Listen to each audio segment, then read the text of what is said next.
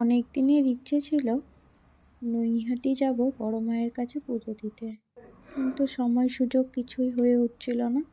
আজ যেহেতু সানডে, তাই ভাবলাম বেরিয়েই পড়ি। এই বলে দুপুর দুপুর সেজেগুজে বেরিয়েই পড়লাম।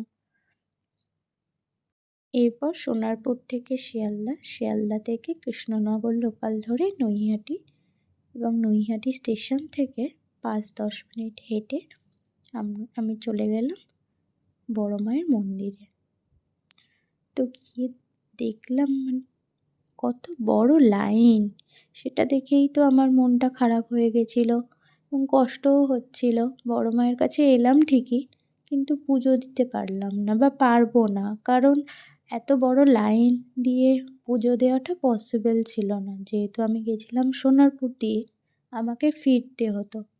তো তাই একটু আশেপাশে গঙ্গার কাছে ঘুরে খেয়ে দিয়ে আবার ট্রেন এটাকে দেখো, এটাকে আমি কিনলাম বড় মায়ের মন্দিরের পাশ দিয়ে। বেশ কিউট না? কমেন্ট করো কিন্তু।